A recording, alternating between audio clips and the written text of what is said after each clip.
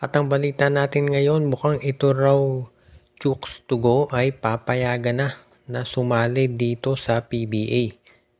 Alam natin na pareho ng produkto itong Chooks to Go at itong Magnolia Chicken Templados. Pero ngayon mukhang papayag na raw itong PBA na itong Chooks to Go ay sumali dito sa PBA, o kaya naman kung hindi itong Chooks ay iyong Strong Group Athletics, at ang bibili nitong team ay ang Terra Firma Jeep. Sa ngayon kasi, mukhang tanggap na raw ng SMC na okay na yung ganitong klaseng kompetisyon dito sa kanilang mga produkto, at ang importante dito ay kung ano makabubuti dito sa PBA. Kaya nga kung itong mag Chooks to Go o itong Strong Group Athletics ang sasali dito sa liga, sigurado na magiging maganda yan para dito sa overall dito sa PBA.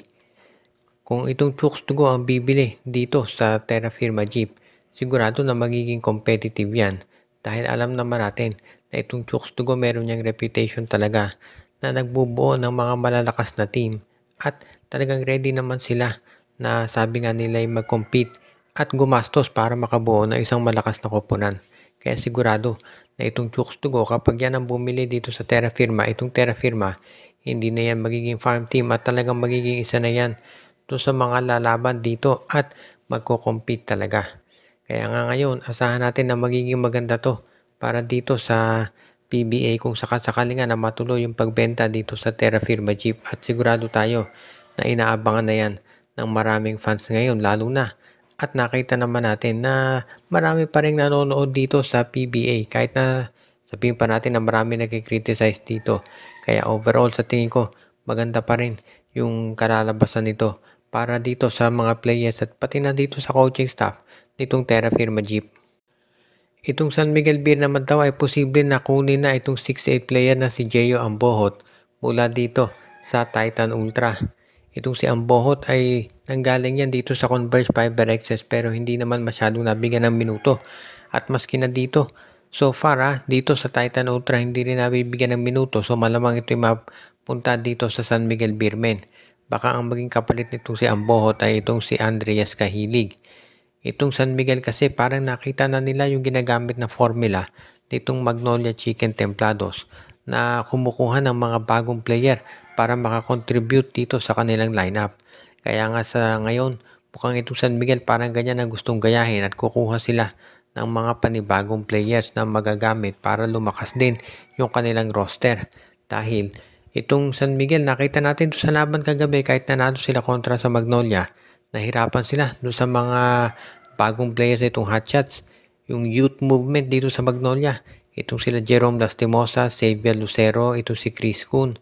Aba, ang ganda na pinakita para dito sa Magnolia Hotshots. Kaya nga nasisiguro natin, hindi naman yan sabihin natin nakalampas dito kay Coach Leo Austria at George Galit, at alam nila yan. Kaya kinakailangan talaga na gumawa sila ng paraan para makakuha ng bagong players. At ito ang si Jeyo Ambohot, ang isa doon sa mga pwedeng kunin nitong San Miguel Beermen. As it is, alam din natin na itong San Miguel ngayon, kinakailangan talaga na i-address na rin yung pangangailangan ng mga bagong players. Nakita natin dito na kung hindi pinasok si Don Troliano doon sa game kagabi, baka nahirapan pa silang manalo, baka natalo pa talaga. Kaya nga, good news pa rin ito para dito sa San Miguel Beermen na meron silang mga players katulad ni Ambohot na pwedeng makuha, at kung ang kapalit si Kahilig, pwede na yan. Sigurado na magiging mas malakas pa itong SMB.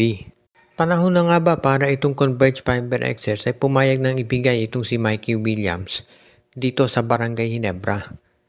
Kahit na siguro ang kapalit nitong si Mikey Williams sa tingin ko, pwede na kahit itong si Ralph Koo at si Jason David.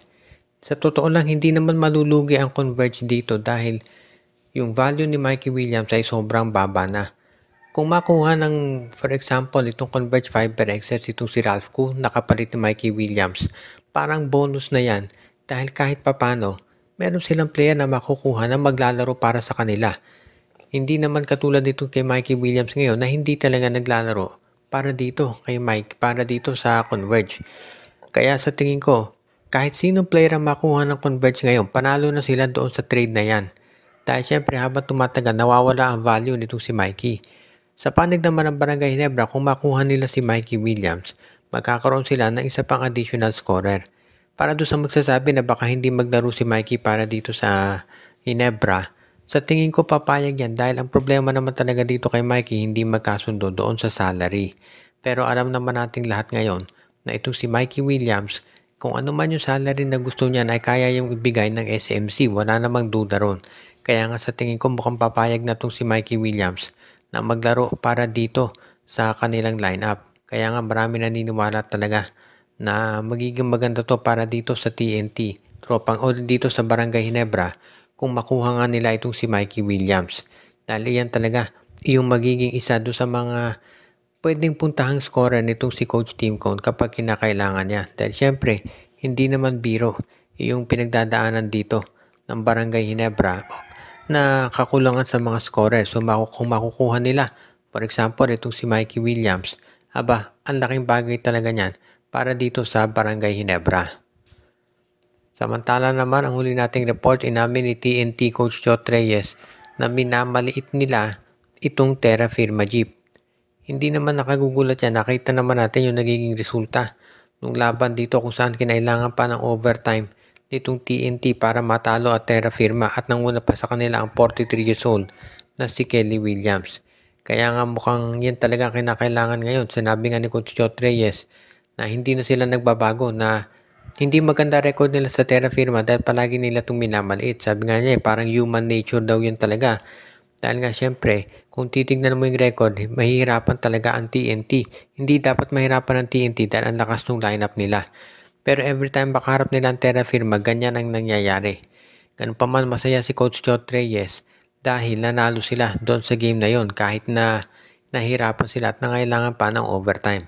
Kaya nga maraming naniniwala talaga. Sabi nga nila na itong TNT kinakailangan talaga na mag-continue yung kanilang magandang laro at masisiguro na sila ay makakaabot dito sa semifinals at malamang sa finals. Pero ang kinakailangan syempre ay hindi nila i-underestimate yung kanilang mga magiging kalaban dahil delikado yan pagdating dito sa PBA.